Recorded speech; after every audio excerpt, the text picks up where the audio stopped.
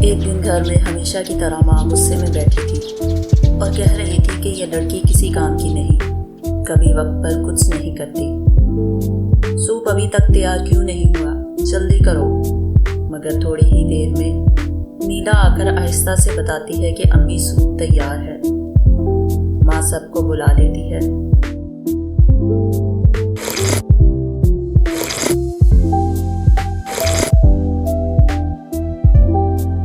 और खाने के बाद लड़कियों को हुक्म देती है कि जंगल से फल इकट्ठे करके शाम से पहले वापस आ जाएं। जंगल में जाकर इलारा और उसकी बहन खेल खेलने लगती हैं और अपनी किस्मत आजमाने का एक खेल शुरू करती हैं, जिसमें दायरे में फल फेंका जाता है। इलारा और उसकी बहन की बारी आती है, मगर दोनों का निशाना ठीक होने के बावजूद फल दायरे में नहीं गिरता।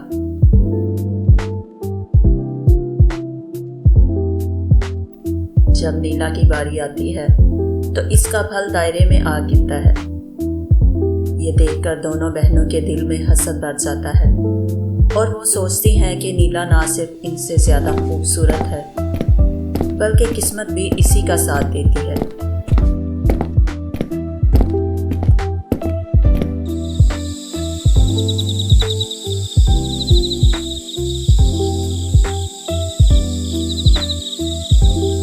वापस घर आकर माँ कहती है कि आज के खाने में बस रोटी और प्याज है और सफ़र लंबा है, इसलिए नीला कुएं से पानी भर कर लाए।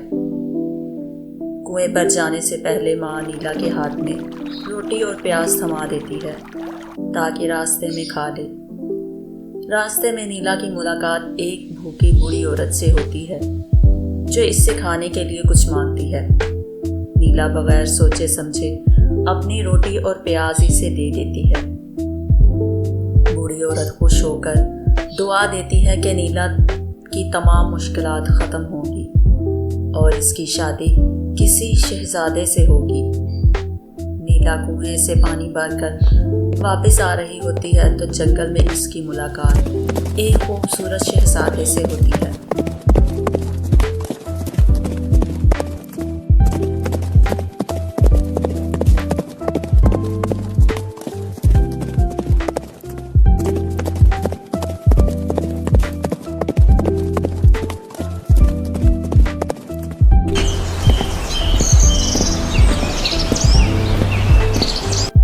जो इससे इसका नाम पूछता है और इसे घर तक छोड़ने की पेशकश करता है।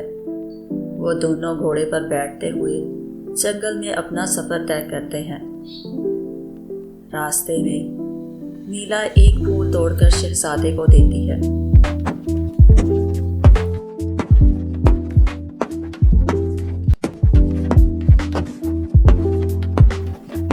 रास्ते में शहजादा नीला को एक जादुई पाउडर देता है और कहता है कि जब भी इसे मिलने का दिल हो तो इस पाउडर को हवा में बखेर देना। ये पाउडर एक चमकते हुए सुनहरे रास्ते में बदल जाएगा और वो इसी रास्ते से इसके पास आ जाएगा।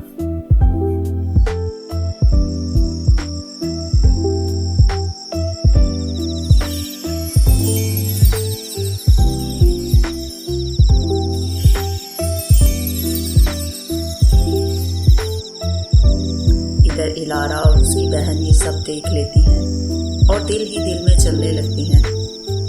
अगले दिन वो माँ से कहती हैं कि हम बाजार पेस्ट्रीज बेचने जा रही हैं,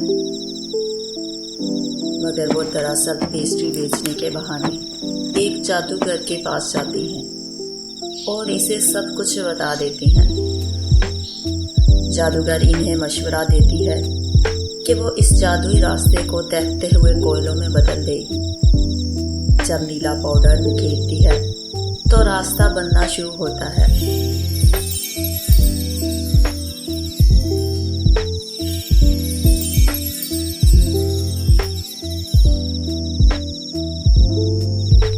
मगर इस पर दहकते हुए कोयले होते हैं। शहजादा इसी रास्ते से आता है और बुरी तरह जल जाता है। कुछ दिन बाद बादशाह अपने सिपाही के ज़रिए शहर भर में ऐलान करवाता है कि शहजादा शदीद ज़ख्मी है और जो कोई भी इसका इलाज करेगा, अगर वो औरत हुई तो शहजादा इससे शादी करेगा और अगर मर्द हुआ तो इसे आधी सल्तनत मिलेगी।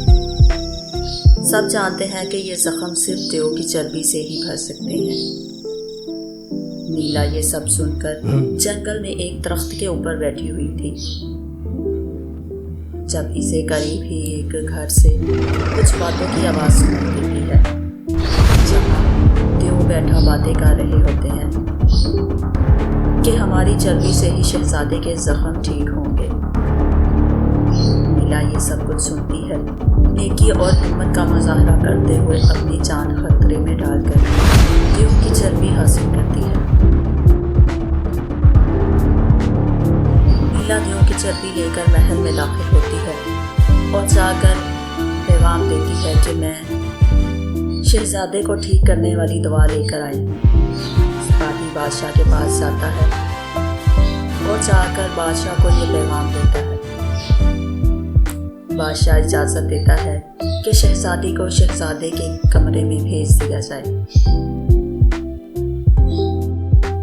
और महल पहुंचकर शहजादे के ज़ख्मों पर मरहम लगाती है। ज़ख्म आहिस्ता आहिस्ता बढ़ने लगते हैं और शहजादा सेहतयाब हो जाता है। बादशाह अपने वादे के मुताबिक शहजादे की शादी नीला से करने का ऐलान कर देता है।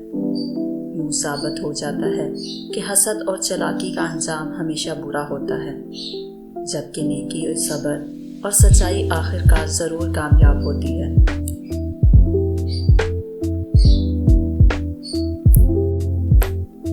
बच्चों, अगर आप इस वीडियो को लाइक करेंगे तो शहजादा और नीला बहुत खुश होंगे।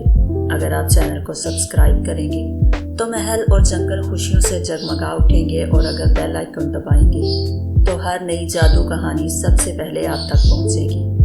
अल्लाह हाफिज़। फिर मिलेंगे एक और प्यारी सी कहानी के साथ।